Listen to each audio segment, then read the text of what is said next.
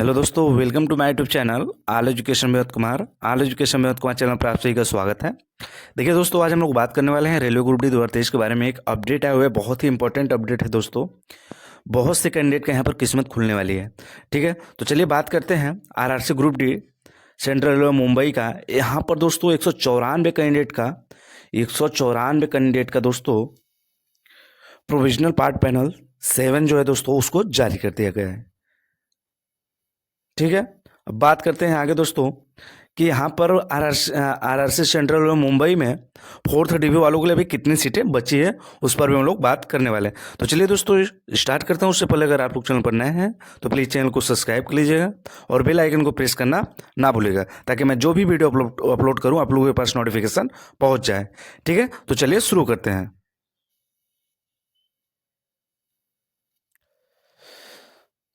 तो दोस्तों आप लोग देख सकते हैं railway recruitment cell central railway Mumbai की नोटिस है। अब देखिए यहाँ पर सीधे सीधे लिखा गया है declaration of provisional panel part 7। ये आपका पार्ट 7 है दोस्तों। इससे पहले आपका पार्ट पैनल 6 तक जो है दोस्तों जारी हो गया था। आज पार्ट पैनल 7 जारी किया गया है। ठीक है, तो चलिए देखते हैं अब इसमें क्या कहा गया है। तो देखिए यहाँ provisional part panel of 194 candidates for recruitment in post in level 1 of 7th central pay commission CPC pay matrix against centralize employment notice number RRC 0/2019 on central railway in attached herewith in ascending order of roll number. This part panel is purely provisional and does not give any right to candidate for job in railway. If any malpractice is detected at any stage, their candidature will be terminated and individual will be liable for the criminal prosecution. तो दोस्तों यहाँ पर देखिए सीधे सीधे दिया गया है कि आपका ये प्रोविजनल पार्ट पैनल 6 है, 7 है। इससे पहले 6 तक जारी हो चुका है। आज यहाँ पर 194 कैंडिडेट का प्रोविजनल पार्ट पैनल आपका 7 जारी किया गया है। ठीक है, तो ये आपका दोस्तों एक तरह समझिए कि प्रोविजनल पार्ट पैनल है। अगर आप किसी भी क्रिमिनल में दोषी पाए जाते हैं तब पर भी आपको यहाँ से भी रेलवे से बाहर कर दिया जा सकता है। ठीक है, अब आगे देखते हैं। तो देखिए दोस्तों इसमें सब इन्फॉर्मेशन दिया गया है कि आपका एग्जाम कब हुआ था, आपका फिर PT कब हुआ था, फिर उसके बाद आपका डॉक्यूमेंट वेरिफिकेशन कब हुआ, ब्लॉक डेट, फिर उसके बाद यहाँ पर सब कुछ बताया गया है कहाँ पर हुआ था। ये सब चीज़ें यहाँ पर बताई गई हैं पॉइंट नंबर 2 में। और पॉइंट नंबर 3 में देखते हैं दोस्तों। तो इसमें देखिए आपको क्या बताया गया है। तो इसमें बताया गया है कि आपका जो है पैनल जो है वो आपके रैंक जो है तैयार किए गए हैं। आपका जो CBT हुआ था, CBT एग्ज़ाम, और आपका मेडिकल स्टैंडर्ड कैसा था उसके आधार पर यहाँ पर आपका जो है मेरिट तैयार की गई है। ठीक है, अब बात करते हैं आगे। देखिए 4 में क्या कहा गया। This is a provisional part panel and roll number of some candidates have not been declared due to not qualified the medical examination in requisite medical standard A2, A3 and B1, and whose case file are being referred to fingerprint examiners, government examiners of questioned document for expert opinion and shall be declared later if found fit, authentic and faithful of all laid down requirement and other reasons। दोस्तों यहाँ पर बहुत से candidate हैं जिनको यहाँ पर not qualified किया गया है। उनका मेडिकल स्टैंडर्ड अच्छा नहीं था। यहाँ पर मेडिकल स्टैंडर्ड A2 होना चाहिए या A3 होना चाहिए या B1, क्योंकि यहीं पर सबसे ज़्यादा वैकेंसी थी।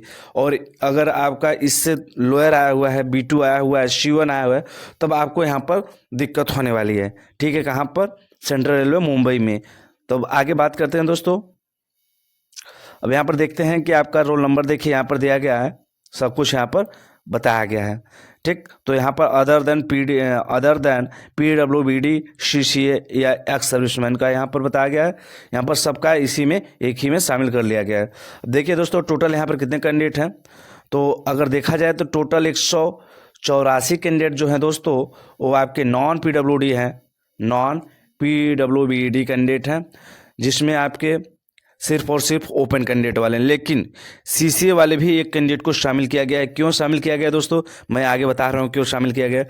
फिर पीडब्ल्यूबीडी वाले कैंडिडेट को भी देखिए 9 यहाँ पर 9 कैंडिडेट को शामिल किया गया। तो दोस्तों आप लोग टेंशन ना लीजिए, जो पीडब्ल्यूबीडी वाले कैंडिडेट हैं उनका भी अभी बहुत सारी सीटें खाली हैं, तो उनको भी यहाँ पर मौका मिलने वाला है, क्योंकि उनकी सीटें तो बहुत, उनका तो आपका नॉर्मल कैंडिडेट को नहीं मिलेगा, उनके उन्हीं के कैटेगरी वालों को मिलेगा, ठीक है। और सीसीए को सिर्फ एक कैंडिडेट को मिला है। तो दोस्तों यहाँ पर टोटल 194 कैंडिडेट को यहाँ पर पैनल में शामिल किया गया है। अब दोस्तों देखते हैं प्रोविजनल पार्ट पैनल 7 के बाद अभी कितनी सीटें यहाँ पर खाली हैं, ठीक है। तो चलिए देखते हैं।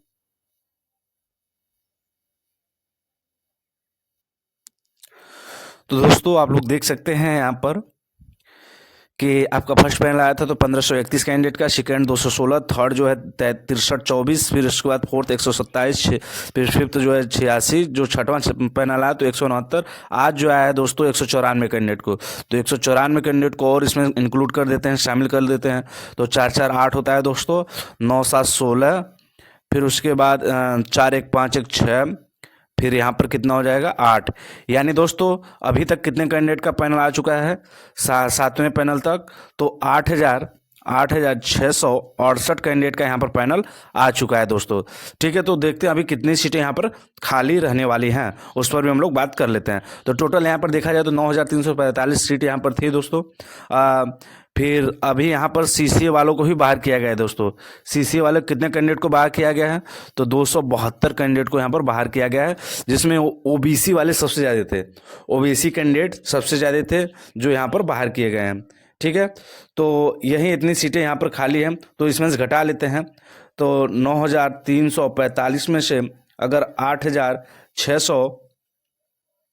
8,668 सीटों को घटा लेते हैं तो 15 में से 8 गया 7, फिर उसके बाद यहाँ पर 13 में से 6 गया 7, फिर यहाँ पर 12 में से 6 गया 6, और फिर यहाँ पर 0।